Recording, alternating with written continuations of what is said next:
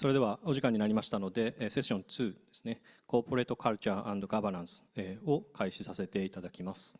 このセッションでは、文化環境が深刻化する中ですね、会社の存在意義やパーパスと呼ばれるもの、こういったものを実現するために、内外の信頼を確保しつつ、健全なリスクテイクを行って、継続的なイノベーションや自己改革を行う組織というのは、どういった形で作ればいいのかと。この問いをですね、考える上で、鍵となる組織の風土とかですね、インセンティブの設計みたいなものについて着目しながら、アメリカやイギリスの実務家や研究者を招いて、ガバナンスやコンプライアンスの視点から国際的な比較の議論を行いたいというふうに思います。ここからは英語で話をさせていただきます。So you're now ready to speak, and so we can get started. And firstly, so I will introduce you, so all of members first, and then ask Professor Jennifer Aren so to kick off the discussion. And first of all, so my name is Daisuke Fukamizu, a partner of Enron-T, and I will work in this session as a moderator. So, and my next is Ms. Lorinda Yahweh. So she has been with the Department of Justice, Criminal Division Fraud Section since 2014. And she's currently the Principal Deputy Chief of the Fraud Section. She was previously the Acting Chief of the Fraud Section and the Principal Assistant Deputy Chief and Assistant Chief and a Trial Attorney in the Fraud Section's Foreign Corrupt Practice Act, FCPA. And next is Professor Jennifer Aren. She is a professor of law at New York University School of Law. She is an internationally recognized expert on corporate criminal enforcement. She is also an author of more than 45 scholarly publications, and she currently is the associate reporter for enforcement for the American Law Institute's Principles of Law on Compliance, Enforcement, and Risk Management for Corporations. And the left side, so here's Mr. Dan Karn. He's a partner at Davis Polk in the White Collar Defense Investigation Group. He previously served for 11 years at the Department of Justice, where he held a number of senior level positions, including Deputy Assistant Attorney General of the Criminal Division's Chief of the Fraud Section and Chief of the FCPA unit. And next to him is Professor Eugene Soltes. So he is a professor of business administration at Harvard Law School, Business School, sorry. So where his work focuses on corporate integrity and risk management. His research utilizes data analytics to identify organizational cultures and compliance systems that can effectively prevent, detect, and respond to reputational and regulatory threats. And next to him is Mr. Simon Larry. So he's a partner of McDermott, Will, and Emily. So he focuses his practice on global, cross-border, and international investigations, financial and regulatory crime, bribery, corruption, money laundering, tax and fraud inquiry, data breaches, downraise, asset tracing, international enforcement, and corporate compliance issues. So we have very, very gorgeous speakers here, and I really appreciate so you all have here. And so we can actually, so before starting the discussion, so I will briefly explain why this session is important. And since so as a practitioner and academic, so we usually we have focused on the compliance programs. So recently, I think so we can identify that it is not enough. So it is also very, very important. But so in order to address corporate crime, so not only compliance program and some subsystems regarding the monitoring, and communication training, and that is not enough. So, and we need to discuss the value and so the norms so within the company. So, and which is similar to corporate culture. So, and then we focus in this session on corporate culture. So, from the perspective of compliance and governance. Okay, so Professor Aren, so we can start from the basic, and could you give me your presentation?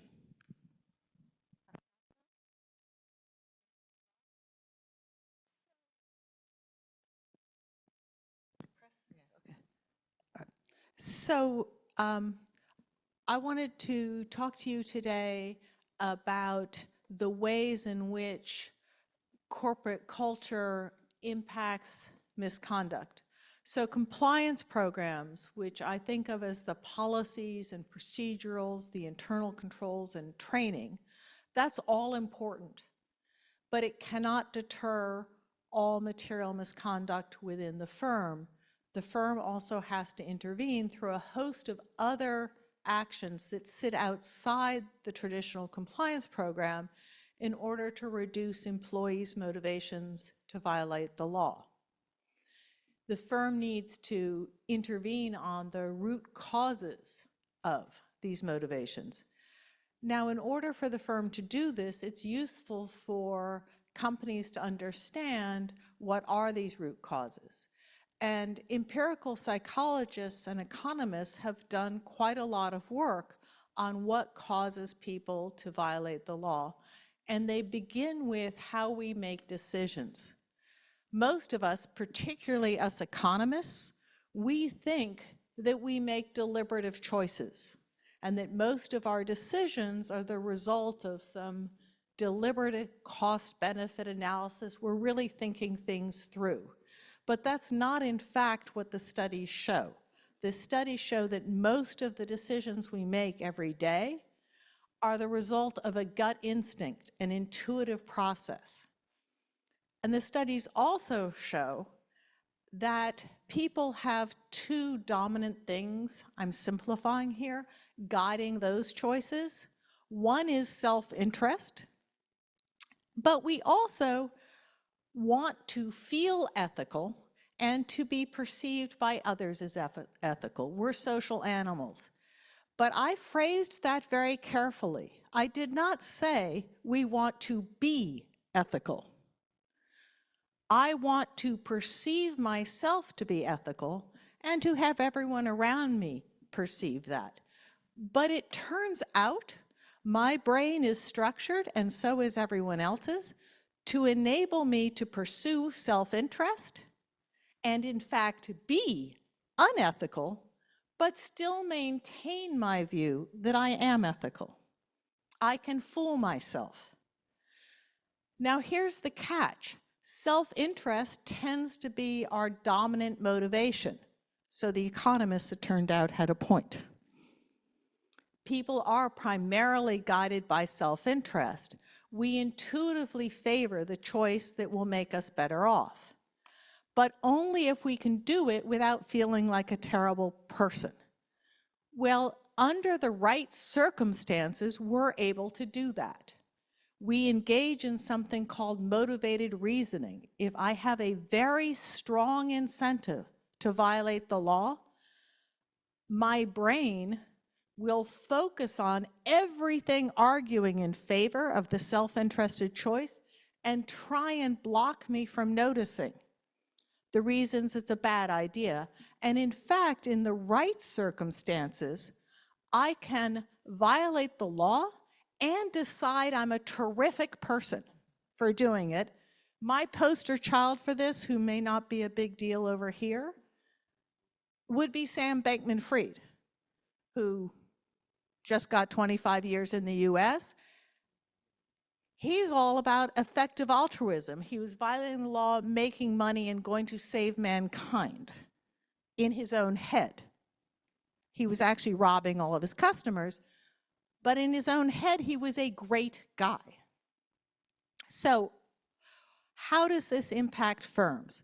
Well, it turns out companies control their employees' decision-making environment They control employees' motivation to violate the law, their ability to do so and think they're a good person, and their ability to not really feel guilty about it. So employees' motivation to commit the law in the US, it's compensation and promotion, because we have output-based compensation and promotion. But it also would be, what does your manager tell you you're supposed to do? I think here it would be more, what are you told shows you're loyal to the firm? Is productivity a big sign of loyalty to the firm? Or is compliance a big sign? In the US, it's productivity. Can I violate the law with feeling like a good person because my firm has told me, help the firm? And helping the firm is making money and making profits. Has the firm told me to help my team, my fellow employees? Again, profits. If they do that, I can violate the law in a way that makes money for the firm and think I'm being ethical and other regarding. I'm not doing it for me, I'm doing it for everyone else. This is going to allow me to feel great about myself. Then finally, does the firm do things that make it so I don't even feel bad because I'm under so much time pressure and I'm multitasking and I've been told achieve this metric, that metric, and that metric, I can't even think about the fact that I'm achieving it by, say, bribing someone or cutting corners on safety. Do I not really think I'm violating the law because I look around and I see all these legal rules, but I see people around me violating them? They're never punished. When that happens, those legal norms are not social norms. They're not ethical norms I live with because no one's ever punished, no one's ever told it was bad. And then finally, am I constantly deciding in a group where I'm never responsible? People don't feel guilt when they don't feel responsible. So I was just one of many. And when firms let that happen, then guilt and shame and all those, the little voice in your head that's supposed to tell you you're being not good, go away. So implications for companies, compensation and promotion are huge. They are how the company communicates, but also in cultures where that's more standardized, what are employees praised for? What does the company tell you is being a good employee? Are employees disciplined when they violate the law? How much resources is compliance given? And how does the firm respond to orange flags? Does it embrace the whistleblower and say, you're doing something great for the firm? Or does it treat the whistleblower like they're making life hard for everyone? Okay, thank you, so Jennifer.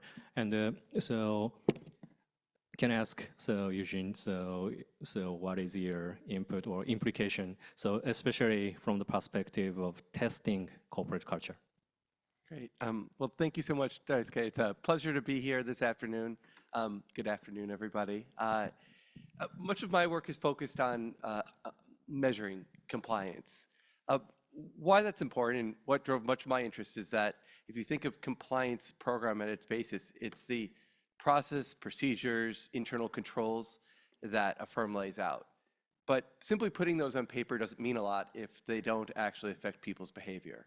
And so when we think about the notion of an effective compliance program, it's when those policies, procedures, and internal controls actually affect people's behavior. And so the natural challenge is, well, how do you measure how it's affecting people's behavior? It's very easy to measure what's on paper.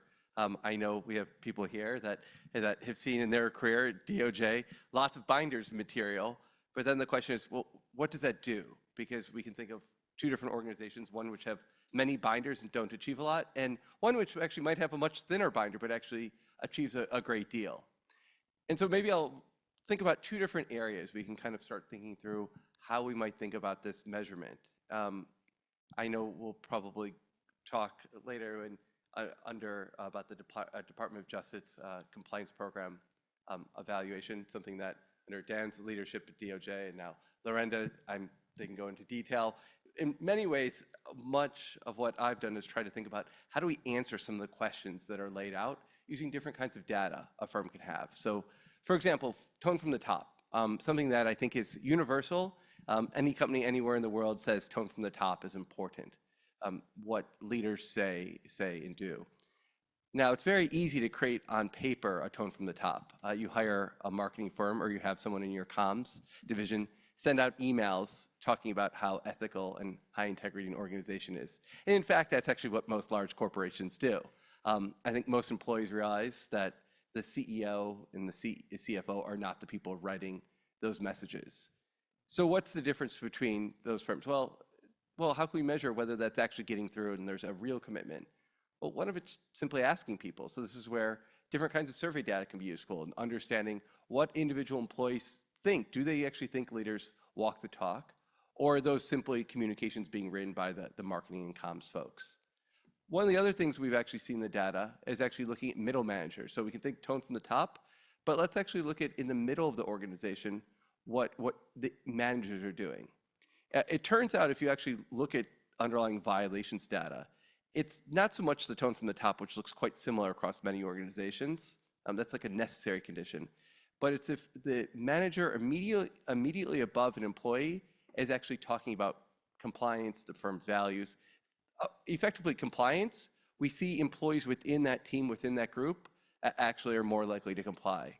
And this is not surprising. The CEO of most organizations doesn't relate to most individual employees. It's your immediate manager that you see, respect, thinks like you, talks like you, and able to say things that resonate with you. And one other area we can think about measurement, and Jennifer alluded to it, is thinking about disciplinary policy, or something we might think of as organizational justice. Something that if people see that there's not a fair and consistent application of disciplinary policy, not surprisingly, if you don't see that the rules matter, you don't really think you need to comply with them. And so a lot of organizations, naturally, again, have on paper their policy about how they would discipline people at some abstract high level. But naturally, how consistent and fair that is varies wildly across companies. The most natural case is that people that you want to get rid of, you apply the disciplinary policy very effectively, and those you want to keep, you kind of look the other way.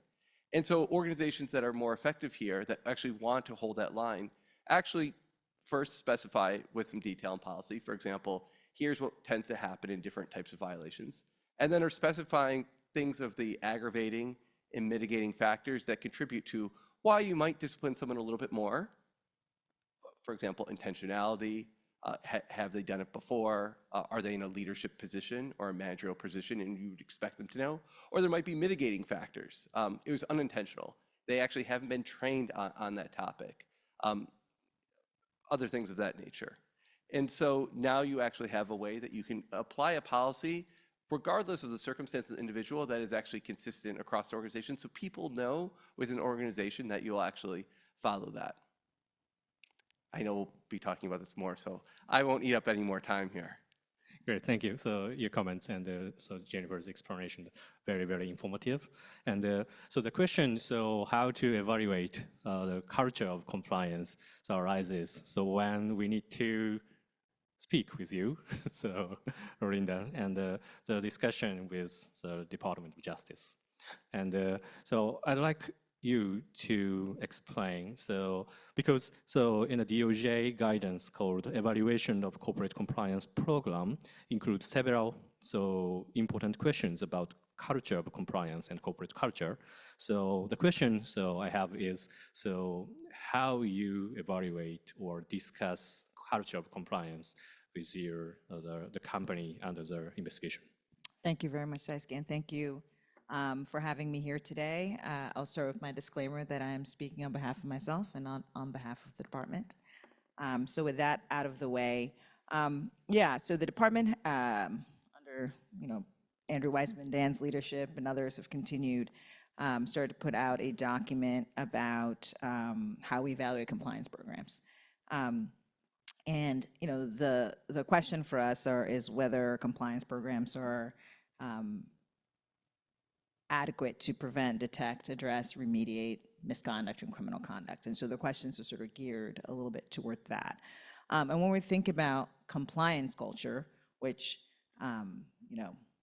is really difficult to measure, as Eugene says, how do you actually measure that? What are the questions you can ask to get to what the culture is at a company with respect to compliance? We're looking to see, are the ethical norms that are articulated, has it actually seeped into the environment at the company? And so, I think a lot of people already mentioned some of the questions we're going to be asking. We're going to be asking about tone at the top and tone at the middle. We're going to be asking whether the managers, both at the highest level, middle managers, direct, immediate first-line supervisors, have clearly articulated the ethical standards. What are the company's ethical standards? What does the company expect with respect to how employees are supposed to act and how and their attitude toward misconduct? Once the company has these ethical standards, how do they disseminate it? Are they doing it through training? Yes, they may not be writing those little emails or letters, but how are they communicating to employees their expectations? And then for me, and I think when we're looking at a company, it's not about the binders, as Eugene said. It's not about the paper. It's about the tone from the top is not just what you say, it's what you do. And I think people have always said the cliche actions speak louder than words. And so what we're looking at isn't just the email the CEO sends at the beginning of the year saying, great year last year, compliance is really important. But what are they actually doing through their conduct to demonstrate that these are the ethical norms that the company is going to adhere to? So we're looking at, when we say how are they showing that through their conduct, discipline. How are they letting people know that misconduct will not be tolerated? Are they disciplining people who engage in misconduct? Are they disciplining some of their best performers who engage in misconduct? Or does things slide if you're making the company a lot of money? How are they communicating discipline? So it's good to discipline someone who engages in misconduct, but how are you letting others in the company know?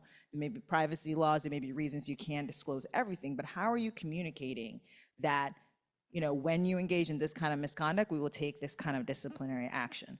And then, as Jennifer said, people are motivated by self-interest, compensation, promotion, retention. How do you incorporate compliance and those ethical norms into compensation and promotion? How are people reviewed? How is their bonus set? How's their compensation set? Is there a compliance component of that? Is that compliance component weighed, how is it weighed relative to profit? Those are the kinds of questions we're going to be asking. So for us, it's a lot about how the actions of the company through its managers at all levels and impact that. And when we talk about questions for especially middle managers and direct supervisors, we're looking to see, what do they value? What do they tell their employees is valued? Is it, the client knows best and you get what the client needs? Because there are lots of ways to, if that is the highest value, there may be ways to get that done that is not in accordance with the company's ethical standards. So how is that communicated to employees? And then another thing we look at is the speak up culture. And with that, I don't just mean hotlines or whistleblowers, but how comfortable do employees feel talking to each other if they see someone doing something that concerns them? Do they feel comfortable? Is the culture such that they can raise that issue with their coworkers? How do they feel about telling their direct supervisors if they see something and that concerns them? And then most importantly, what is the reaction from management? How does the company document complaints that are raised? How does the company address or investigate those complaints? And how does it determine how to communicate its response to employees, to let them know when you come forward, when you raise something, we will look at it and we will let you know what we determine and why we are or are not taking an action. And that goes to remediation. How do they remediate issues that they see, and how do they communicate that remediation to employees? And the last thing, I mean, I keep going, but I'll keep it short. The last thing I'll say is something that, Jennifer also mentioned. When you think about compliance culture, what is the stature and seniority of the compliance program leaders? What is their reporting line? Are they valued? Are they in C-suite meetings talking about business development? If the company is looking to expand into a region, do they have the chief compliance officer there to talk about, or different compliance leaders to talk about compliance and potential concerns they have, and how to still achieve, hopefully, what the business wants, but staying within the ethical norms that the company values. So that is also something we're going to be looking at and asking questions about. So sorry for going on for so long. No, great. Thank you very much. So it's very, very helpful to understand what you expect. So in the field, also from the perspective of culture of compliance. And Don, so can I ask you, so from Defense Council perspective, so if Lorinda asks questions, so to your client, so how you address these questions? Usually I'm pretty scared when Lorinda is asking questions to my clients, because she's so high up in the organization. So it means that we've done something really, really bad. But no, first of all, let me just say it's an absolute honor and pleasure to be here. And anytime I get together with this group of very esteemed panelists, I always learn something. And I already have from all of them. So thank you, first and foremost. I think the points that I wanted to hit on to address your question, Daisuke, as well as some of the things, just picking up on what Lorinda said, you can think about how to persuade DOJ, how to respond to questions when you're in front of them. A lot of times that process starts before you ever have an issue, and when you are not in front of the Department of Justice, and when you are just working on your compliance program more broadly, so that when you are in front of Lorinda, you have something to say. And so just picking up on a few of the points that she said, which I obviously agree with everything that she said, but speak up culture and how you can actually show DOJ. So when Lorinda asks, how do you know that you have a good speak up culture, being able to point to specific examples. So the hotline, not just that you have a hotline, not just the number of reports that are coming in, but trying to actually show that a number of those, maybe perhaps even a majority of them, are not anonymous, that people aren't worried about attaching their name to complaints that they're filing. Lorinda mentioned people feeling comfortable reporting things to their managers. Even better than reporting to a hotline and attaching your name to it is if you feel comfortable enough going to your boss and saying, hey, I see a problem, here's the problem.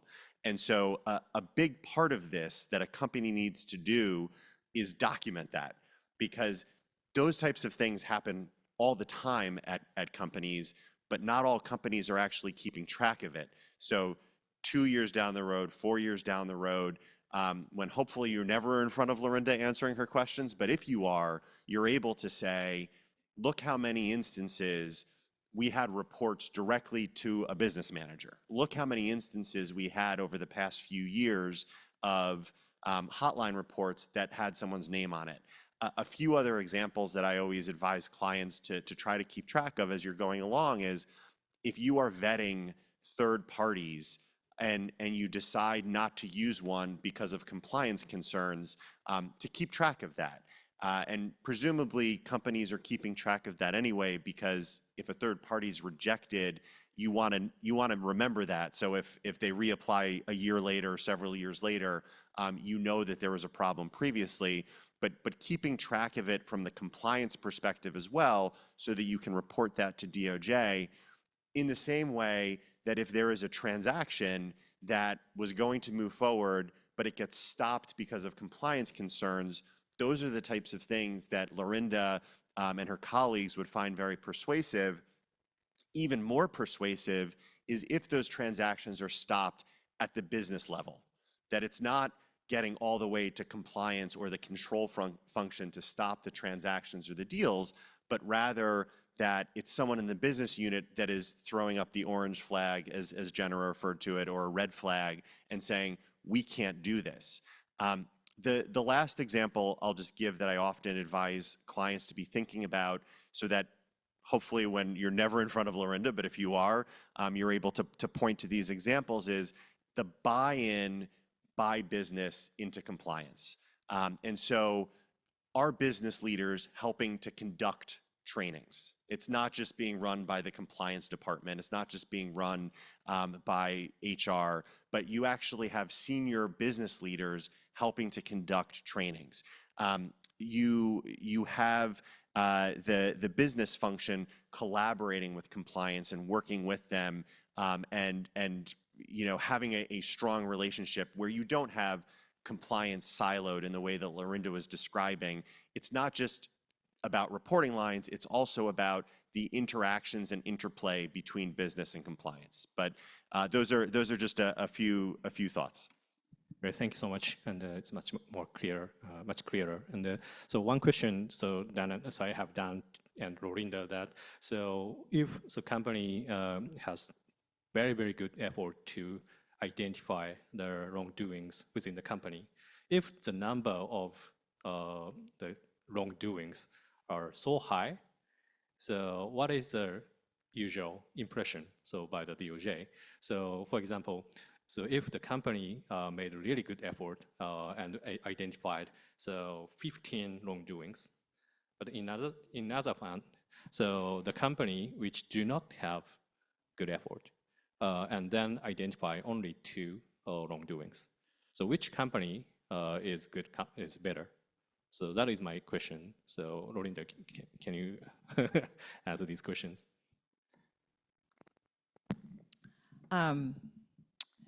So I think something I've heard Katie Choose, that used to be at GE, talk about a lot is she gets concerned when hotline reports start going down. Because, what's the reason for that, right? So I guess to answer your question, I would probably answer your question with more questions for both of those companies. If a company only has 2 hotline reports, depending on the size of the company, the business they're in, I may ask questions about, do you really think there are 2 potential issues of misconduct in your entire company? What has the company done other than hotline reports to try to see if there are issues that are not coming to the company's attention through hotline reports? What has the company done to verify that those 2 reports, or because there are only 2 reports, that's supposed to be people not feeling comfortable? If a company has 20 reports, I don't think we are judging a company necessarily because it has too many hotline reports, right? What matters is do they have a lot because people feel comfortable coming forward? And that might be because people are coming forward with everything they see, right? But do they feel comfortable coming forward, and how is the company triaging it? Are they addressing the reports that come in? Are they figuring out which ones they can address relatively quickly, which ones they need to spend some time diving into? And like I said, I think one of the things that's really important for hotline reports, whistleblower, and encouraging speak up is having the company show that it takes actions in response to that. In my experience, at least, I'll just say the fraud section, people don't do a lot of surveys. Like, our survey results is always relatively low.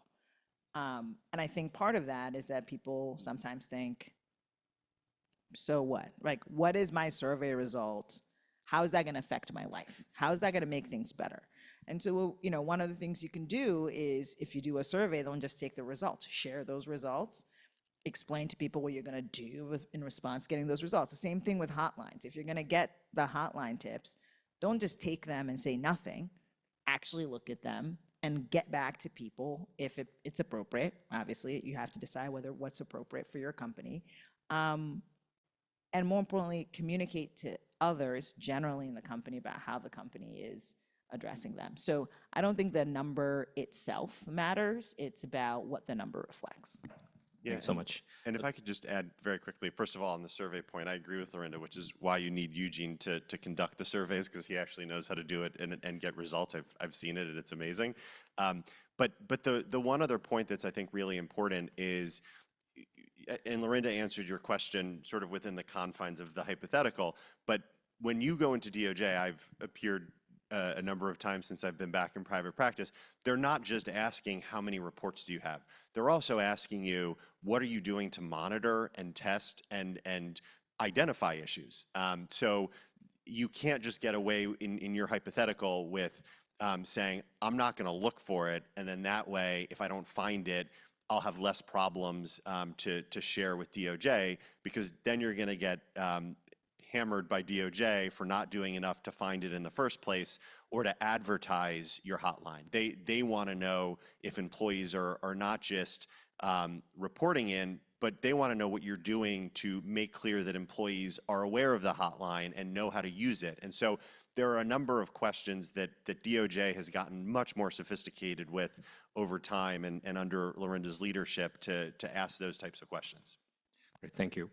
And then I would like to ask Simon, so what is your the experience? So do you agree with these discussions in the United States? So from the perspective of UK, and so based on your experience in UK, so what kind of discussion you have with regulator, for example, so about the corporate compliance program, and corporate culture? Thank you, Daisuke. Well, first of all, thank you for inviting us to your beautiful city, and a special thanks to Daisuke for timing this conference so perfectly with the cherry trees, although I am looking forward to some blossoming conversation this afternoon as well. From a UK perspective, we are forced, of course, as a practitioner, to deal with compliance in the real world. And the real world, to some extent, is far, far away from the academic towers of NYU and Harvard University. But what we try to do is interpret what we are taught by people such as Jennifer and Eugene about the theory of compliance and how we can apply that in a modern context. And the reason for that is that people and companies continue to make mistakes. Even the biggest companies with the best compliance programs still make errors, and their people make bad choices. And I agree with Jennifer, that's because in the real world, people are trying to meet budgets, they're trying to meet targets, they're trying to meet deadlines. They're either making a personal gain or they're trying to prevent loss, or occasionally they're doing what their superiors tell them. But they result in the same thing, which is regulatory breach, and it happens all the time. And so regulators who understand this very well are very interested in this concept of compliance culture. How can this continue to happen in highly sophisticated organizations and in highly developed countries like the United Kingdom, the United States, and Japan?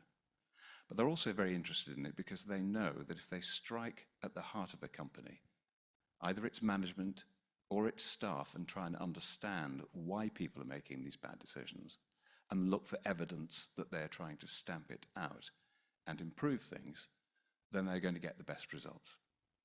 The best results I get are when a company makes huge mistakes. That's when, putting it bluntly, I've got a lot of work to do at very expensive hourly rates to put things right. And my own research would suggest that companies will typically spend 50 to 100 times at least putting things right when the regulators get involved. That's long before they've even been prosecuted. So what that tells me is that if you have a well-designed and properly implemented compliance program, you can of course save a fortune as well as maintain your reputation. What we suffer from is a gap in understanding and a gap in what happens in the real world, where all the pressures that Jennifer spoke about continue to exist. And that's where we see something else. Regulators now sharing intelligence and data and techniques to investigate and to prosecute. They speak all of the time. We know, for instance, that there is a constant stream of US government officials meeting here with officials in Japan to better understand how we can maintain good corporate practice. And I think there's a reason for that that is macroeconomic. And that is that we are on the edge of some very challenging times economically. If you look at various people in some of the biggest banks in the world, they tell us, and we sense, that the challenging economic times ahead are going to be very destabilizing for the world. And this is where corporate compliance is more important than ever. And that's why we see laws and we see regulations now designed to look directly into the boardroom. What are managers doing? How can they evidence that they really do have tone from the top and how they really do want to instill these cultures throughout an organization? And it's not just in the boardroom, it's also the eyes and ears of everybody at the bottom of the tree. And certainly the regulators that I speak to are very, very interested to see that that culture of compliance permeates throughout an entire organization. And what they look for is evidence. And that's what Lorinda will ask questions about. And it's the type of questions that I need to be ready to answer, because if I haven't got an answer, I and my client have a big problem.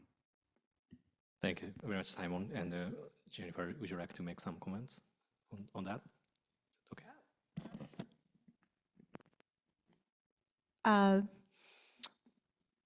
Well, I think what I would like to say is, first, I think we all have to be not only actually deeply grateful to Eugene for his scholarly work, but in fact to the fraud section, which really has completely evolved its approach to compliance. So when I started doing this, which was a very long time ago, and my center did its first conferences on compliance, and compliance was new to me.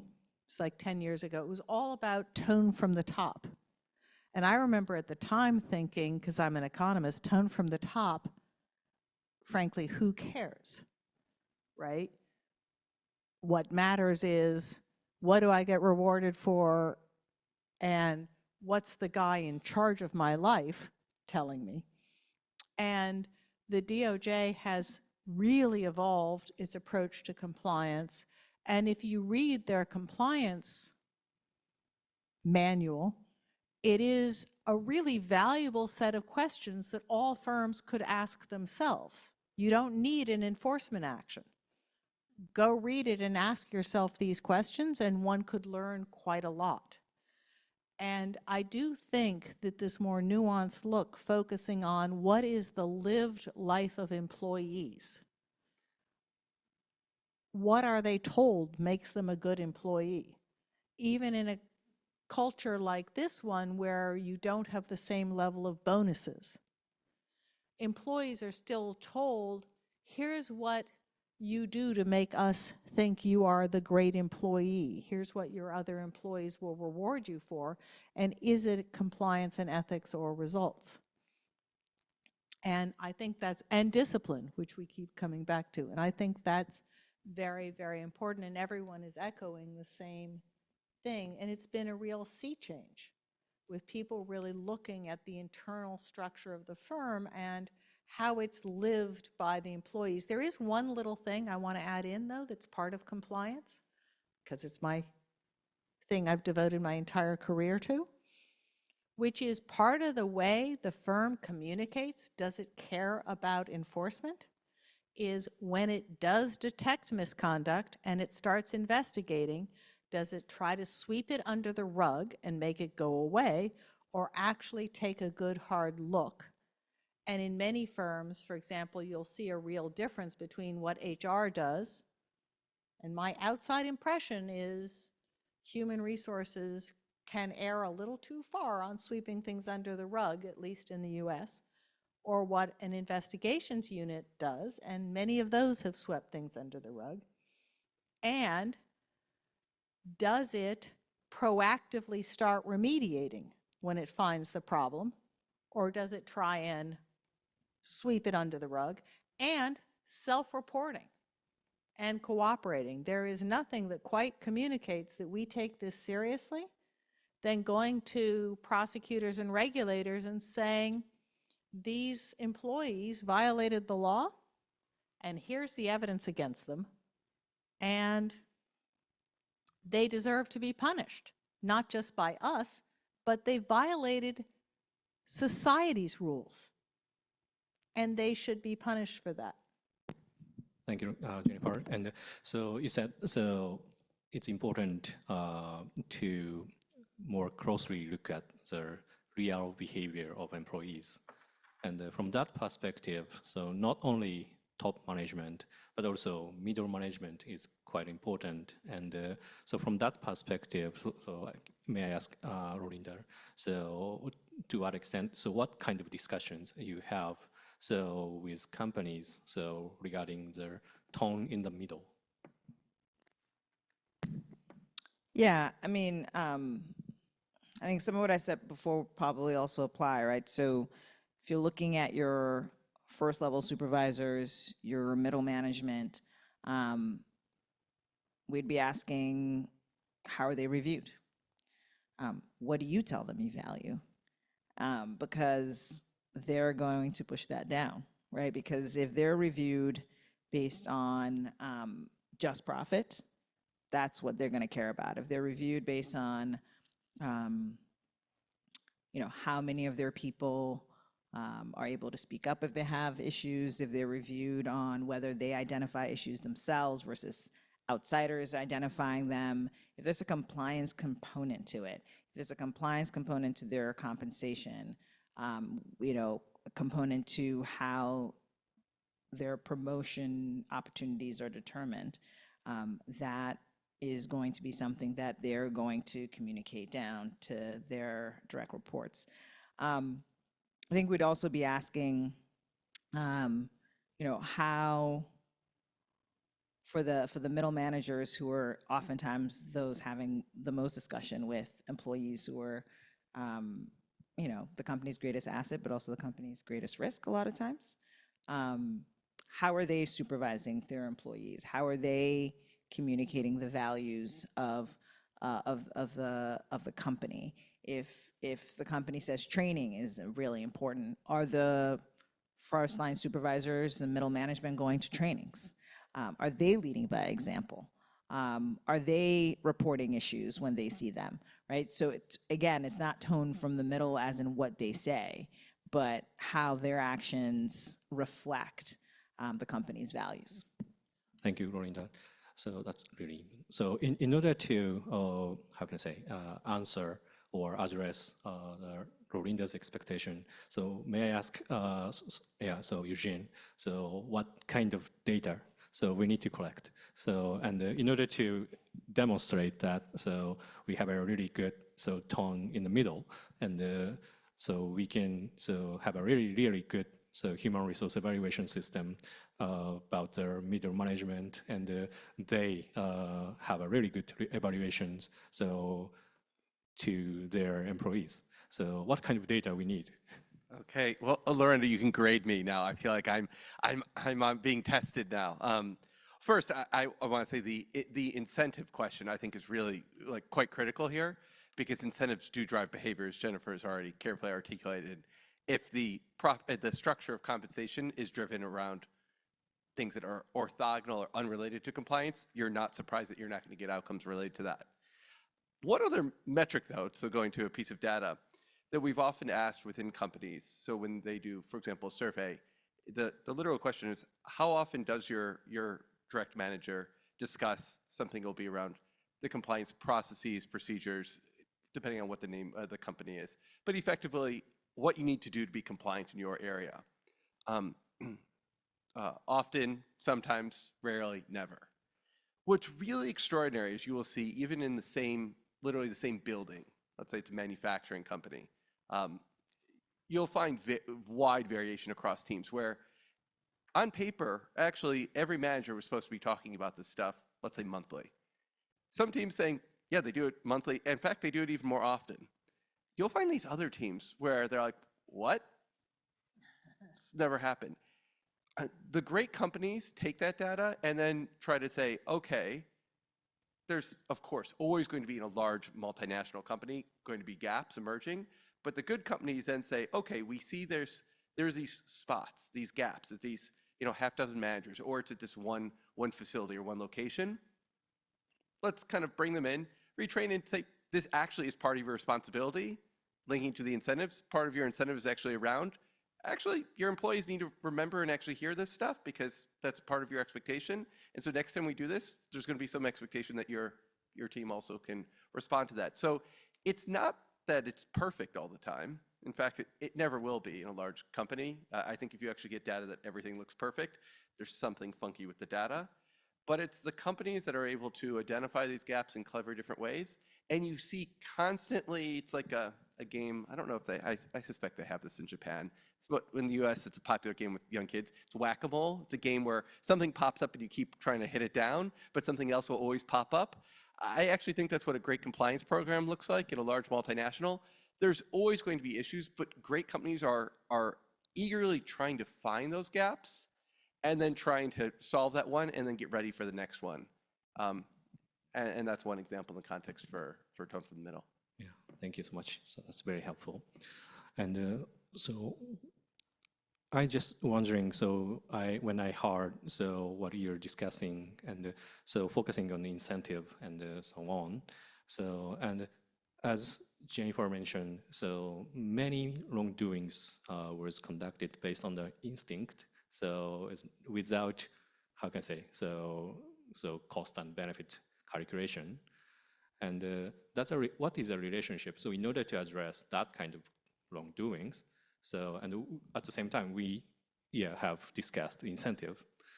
So in order to prevent or create a really good culture of compliance, I think not only incentive structure, so I think to what extent, so we need to address, how can I say, that kind of instinct matter. So how to address that kind of part. So that is my question. So Jennifer, do you have any idea? Well, from what I've seen reading the literature, some of it is, priming. In other words, what's front and center in my mind. So my natural instincts will be self-interest is front and center in my mind. But part of it is if I'm in a normal corporate culture, the company has reaffirmed that. So I think about my spouse who walked in the elevator. What was going across the elevator? They had the stock price scrolling in the elevator. That sends a message, right? Here's what we want to be communicating to you is our stock price. Or they would send other output measures, other profit measures. That primes that, and there is considerable amount of data that if you really prime people, constantly talk to them about outputs and all of that, that will be front and center. Whereas if the culture is constantly reaffirming ethics, then, and a sense of obligation to each other, but also to society and things like that, you see behavior change. I mean, we've been talking about that. We've all been talking about this being in Japan.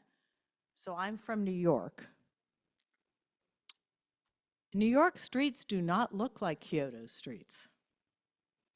We have trash cans, which you would think would make them cleaner because you could use them. And maybe 50% of the trash is in the trash cans. The rest is everywhere else. There is clearly a culture here that's been affirmed of other regardingness in this way, right? Without, I have no idea if you've got incentives and all of that, but I don't think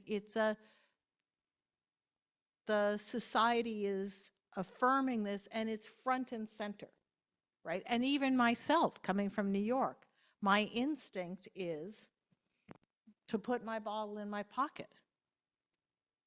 I think a company can do the same thing, but it's the constant affirmation, which is why we go back to that survey Eugene was talking about. Does my middle manager talk to me about compliance once every year, or is it constantly affirmed? If it's constantly affirmed, it will be part of my instinctive reaction. That's what I think. Thank you. So Simon, do you have any idea on that point? If you could just repeat the question. So Jennifer explained, so of course, so some of the misconduct was, so how can I say, so behaved, so based on the instinct, not the logical, so calculation, cost benefit calculation, and how to address that issue. And so she said that, so in order to address that issue, for example, so continuously, so send a message, and so that make the people within the company is the first thing, so they raise in their mind, and that make it possible so for employees to behave so with compliance, and that is what Jennifer explained. So do you have any? I totally agree with Jennifer. I agree, of course I do, with the theory. In practice again, however, it's difficult. And it's difficult because compliance is a journey. Every company is different, every country is different, and culture is an amorphous concept that is difficult to define. We as practitioners and as academics can suggest what we think is the most appropriate approach in utopia. But in the real world, stresses and strains mean that it's difficult to educate and to inculcate real culture in an organization. And that's why I believe that the roles of senior management and middle management are really important. Senior management, they are the head, the brains of the organization. Middle management are the heart, and the workers are the hands and the feet. But it's a body that needs to function together. Instruction and tone from the top comes from the head. The beating heart is where the power lies, the ability to supervise people and ensure that direction and culture is instilled throughout the organization. And that's where middle management also play a really important role in supervision. People have to have an environment where they feel comfortable to blow the whistle, although that's an unfortunate image, people blowing the whistle, telling stories. What they should feel comfortable to do is to question, and where they don't know what the answer is, to escalate, to seek help. Because ultimately, the healthiest organizations and the ones that will truly survive and thrive are those that operate in a compliant way. World economies are incredibly sophisticated. We know who the bad actors are. We know who those countries and those companies are that we don't want to do business with. And it may well be that the world is fracturing into two halves. And if I'm right about the challenging economic circumstances, it means again that whatever an organization feels about its level of compliance now and its culture now, it needs to get better.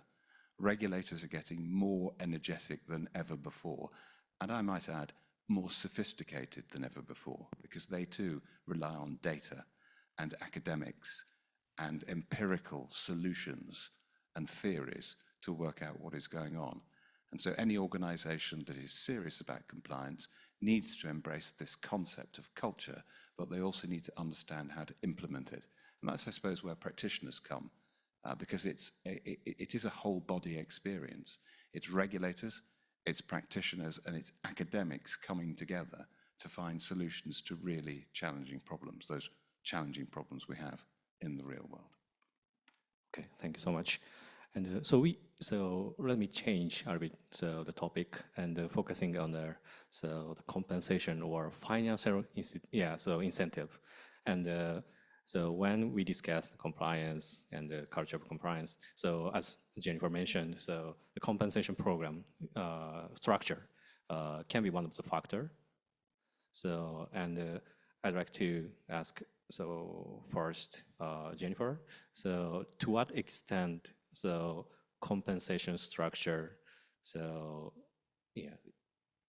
important so when discussing the company's culture, or how can I say, so their value and norms?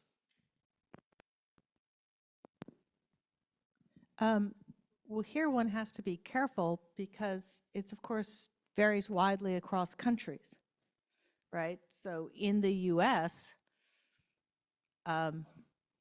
So I teach two different types of courses. I teach corporate crime, but I also teach corporate governance.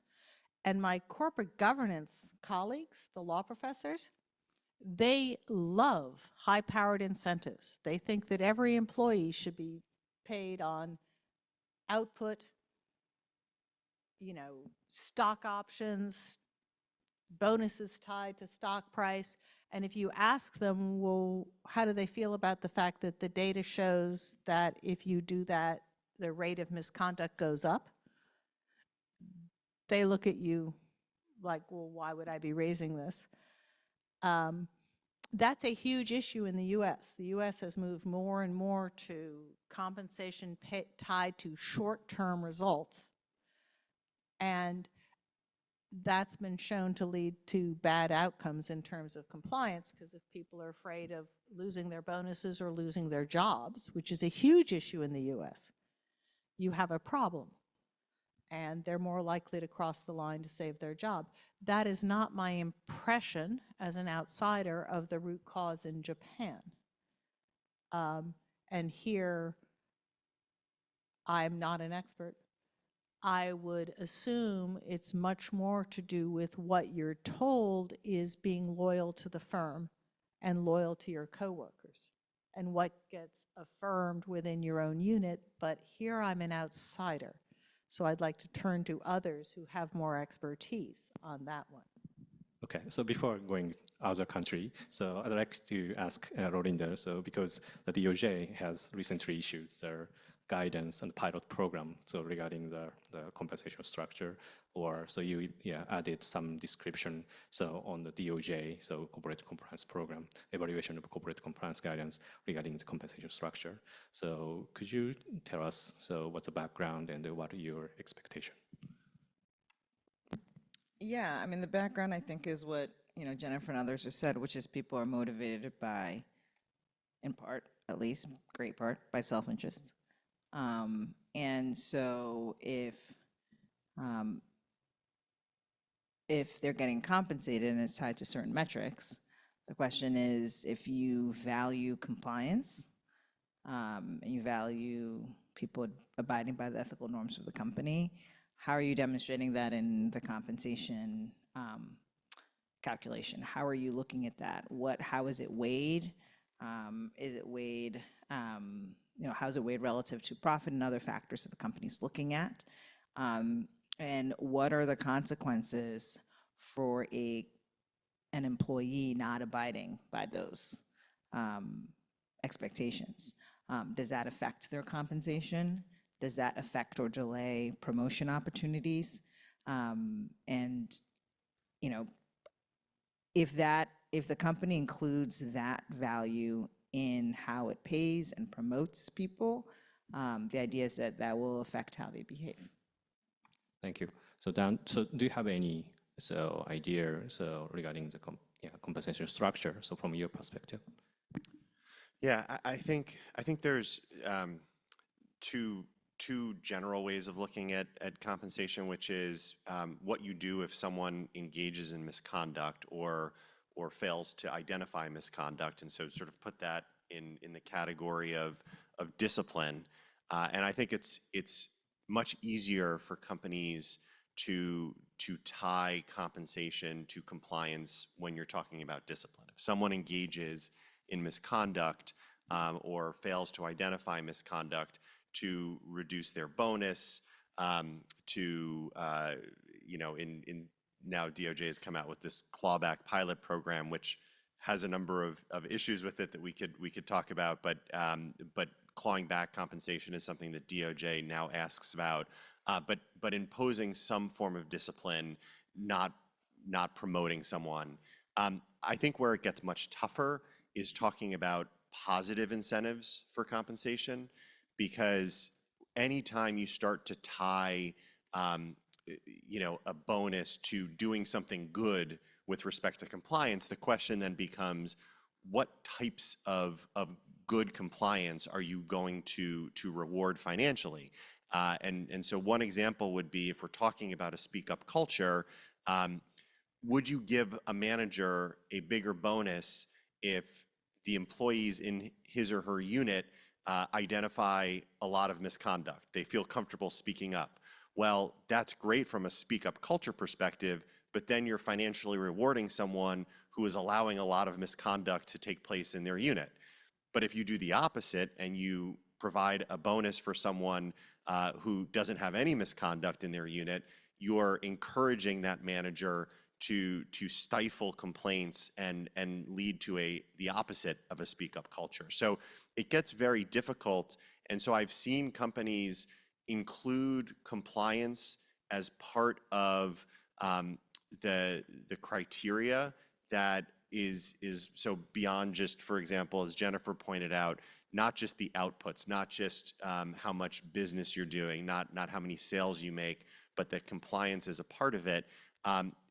That is one thing you can do as long as it's not so specific, but it can be complicated. And the only other example I'll give is trainings. If you're a manager and everyone in your unit completes their trainings, you can provide a small additional bonus because then you're at least encouraging everyone to do their trainings.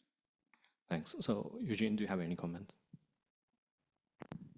Maybe the only, because I agree with all these points, but I'll add is the one on, when I think of his social incentives, as social norms and incentives, because so part of the work that I've spent a lot of time on is I've spent a lot of time with people that are generally very prominent executives or well-known figures who generally find themselves on the other side of someone like Lorenda and the department and facing significant issues. And when we start thinking about why we see some of these significant and otherwise well-respected, otherwise pretty strategic executives breaking the law, they're paid very, very well. And on the margin, we can say, but if we think of where compensation comes in, it's really almost more of a scoreboard of measuring their standing. There's a lot of things that go into why you want to be a CEO and why you want to keep pushing further and further, even when you're already quite wealthy. Power, might think of empire building. I mean, a figure that I know is extremely controversial here, but Carlos Ghosn, which I'm sure everyone knows, the former CEO of Nissan. I mean, I spent a lot of time speaking to him after his, I don't know what the correct word, escape, we'll just call it that, from Japan, and while he's in Lebanon now. And I mean, if I characterize, his, what I think, oversight and failure as an executive, is failing to understand social norms. By all accounts, he was an effective leader on many dimensions, but actually took his view of the world, which was, I think, very much driven by a US-style governance and compensation, and tried to apply that in other places of the world, including Japan and parts of Europe, where I don't think that model fit as well and wasn't as socially acceptable. And that led to, I think, some of the significant ramifications that he faced socially that ended up manifesting into even larger regulatory issues. And it's really fascinating to see kind of time and time again people with that degree of otherwise strategy and intelligence overlooking the social dimension that goes into it, particularly when they're otherwise so well off. Thank you. So what about, UK, Simon, so do you have any idea? Well, Daisuke, I wonder if I could just ask you to bring up that slide on screen, because I think this is a very telling example of what we're talking about. EY did some research 3 or 4 years ago, and what they determined is that of all employees within organizations that they were surveying, we see unethical conduct at the highest level amongst senior management. A little bit less in board members, but in fact, across all employees, the least. And this is telling us once again, perhaps because of the incentives, the desires to engage in unethical behavior, those categories of persons are continuing to offend. And so the question remains, how do we stop that? Well, you either remove the pressures that they feel under to meet those budgets, engage in profiteering, or to meet deadlines. That's difficult in the real world. Or you've got to sanction them. You've got to educate them so that they don't do these things. And I am interested in those initiatives that are now being promoted by the Department of Justice in terms of clawback, because I think on the one level, they will have the ability to frighten and to punish. Equally, I have a query and a concern as to whether that will operate at a corporate level. If you're giving a discount or a credit for those amounts of money, will that be a sufficient incentive to the company? I don't know. But what we are dealing with are categories of people who have the ability and the motivation to engage in that behavior. They have the powers to instruct people to turn a blind eye. They can sign off on deals and contracts and behaviors that are wrong and unethical. And often they're the people who are rewarded when the deadlines are met and the profits are earned. So I do think there is a correlation, but at the moment I don't have a complete solution. But I thought that was very interesting statistics up there. Thank you. So we have just 5 minutes left. And so the final question I have is what I'm usually or every day I'm thinking about. So about the speak up culture. So you know, in Japan, so the traditional companies, especially traditional companies, so they have some business practice or features. So two big features. One is a almost lifetime employment. And so another is seniority-based promotion system. And both of them can make it really hard for employees to speak up. Because if once they blow a whistle, for example, so they can be exposed to the risk. They are excluded from their company, or so, and in a direct way or indirect way. So it's really hard to speak up. And I'd like to know so how Japanese companies should address that kind of challenges. So in order to ensure the speak up culture. Jennifer?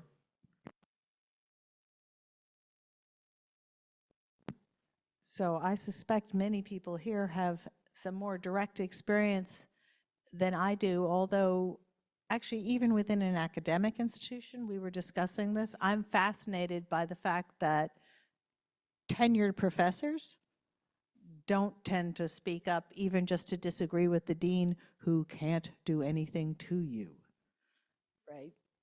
People don't like to put their head above the water. I actually had an interesting conversation with a CEO of a publicly held company about how she was doing that with her board, because a board is useless if they don't speak up. It's not about misconduct, but about anything. You know, you're heading in the wrong direction. And she was saying that one of the things she did was to make sure to speak individually with all her board members before a meeting, but then also in the meeting go around the room.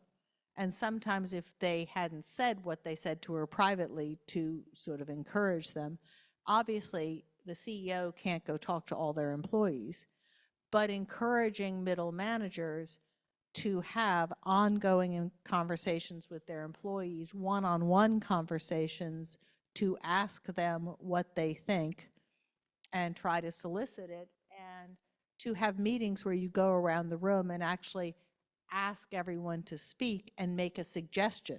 Not just do you agree with me, but maybe make a suggestion. There are a lot of little techniques you can do to start getting people to speak up and also reward them. I mean, I know I've actually tried with my own little center. You know, how do I get my people to, anytime one of my people tells me they disagree with me, I stop and say, thank you. You are doing a really good service for my center because you'll make me better. And I think companies can do that kind of thing, and they almost never do as an outsider who's never actually worked for a company. So what would I know? Thanks. Rolinda?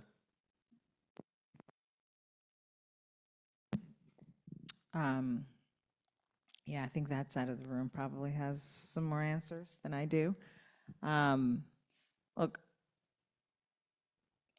we've talked about culture a lot, and the thing that I've seen is that it takes a really long time to build and a really long time to undo. And so it just has to be incremental. If people don't feel like they can or should speak up, think you spent a lot of time trying to identify the why. And is there, you know, once you figure out the why, what can you do to chip at the issue bit by bit? I mean, to what Jennifer said about trash on the street, which there is none, and it is amazing to us. And I know all of us are talking about it because it's stunning. That didn't happen overnight, right? Thank you. Dan? Yeah, I agree with all of that. I think that the last point I would make is in addition to the fact that you know, people have seniority-based promotions and are at the same company for forever. If you add into that it's very difficult to terminate or fire people, then the whistleblower is concerned that if they blow the whistle, the person's not going to be fired, and then it's the whistleblower who is going to be the outsider, and everyone is going to hate them. So I think that there has to be, I think Jennifer had some great ideas of trying to build that type of an environment with middle managers having meetings and encouraging people to speak up. I think some of the pressure has to come externally as well, and that is why I think there is oftentimes, you know, Lorinda and her unit does so much enforcement, which sometimes does lead to cultural changes at companies. Thank you. Eugene? Well, I'll try to end on a positive, optimistic note because I think I agree with I think the general sentiment, and of course you know this better than I do. But what was interesting is that earlier this year we looked at some data from a large Japanese company. We have their hotline data, their investigations, so things come through HR or come up channels, and then some survey data they've actually collected. And what I would say is absolutely, compared to, let's say, a company based in the US, I would say on average the speak up culture was lower. However, there are actually significant variation within the company. And there are actually parts of the company that I think by anything, I could write a Harvard Business School case study on actually having a great speak up culture. And then there are other parts that probably could have win an award for, well, it's like speak up culture, I don't even think it's understood what that could mean because it literally doesn't exist. There's dramatic variation within it. And I think what's neat, you know, the company that was thinking about this and sharing this is saying, you know, we understand that this is a gap or this is an issue across the organization. And rather than saying that this is a macro phenomenon that we're just stuck with because of, you know, institutional things that can't be changed, promotions, hierarchy, things that we described, they said, let's study the groups that are actually, for example, co-located. These are all based in Tokyo, but let's focus on the groups that actually do have a good speak up culture. Almost study what those are doing. Is it the manager? Is it something else? What is in the DNA of that group that's encouraging this positive speak up culture? Learn from that, and then try to apply some of those things that we can learn to these other groups to try to boost the whole process. So I think, like everything, there's always some strengths and weaknesses within any organization, and learning and applying those is the best way to try to overcome some of that. Yeah, that's a very nice idea. Thank you. Simon? Well, here we are in Japan, one of the most successful, disciplined, efficient, clean, and polite countries on earth. And yet, in my experience, there is no great culture of speaking up, not yet. And I wonder whether that is partly because the culture in the country is quite hierarchical, and there is great respect for authority and for age, for example. It's very similar in Korea, but in China, they love blowing the whistle. There are many organizations sponsored by the government and rewarded by the government for blowing the whistle, and they get hundreds of thousands a year. In the United States, they throw money at you for blowing the whistle. Bradley Birkenfeld was paid $104 million for blowing the whistle on a certain Swiss bank, and I heard a story that somebody was paid $200 million by the SEC for blowing the whistle. In the United Kingdom, we love blaming other people. But the fact remains that the system isn't perfect, far from it. And there are many terrible examples of people who have suffered retaliation, including in the United States where they've blown the whistle, and they've never worked again. It's why we see legislation across the whole of Europe and employment laws in the United Kingdom that are intended to protect against retaliation. I've seen statistics which suggest that whistleblowing is very heavily implicated in many investigations around the world. a very high percentage, for instance, feature in DOJ investigations, according to data that I have seen. Likewise in the United Kingdom. But it doesn't mean the system is perfect, but what it does tell us is that the whistleblower has a very prominent role indeed, but it's only really going to be successful if they feel comfortable and they feel protected to do so. The ideal situation is that they don't blow the whistle to regulators, but in fact they feel comfortable going to their organization and allow the organization to remediate the situation. Great, thank you. And again, thank you very much for coming to Kyoto. And it's really helpful. And I hope the discussion we had is helpful for our audience. And thank you very much for listening.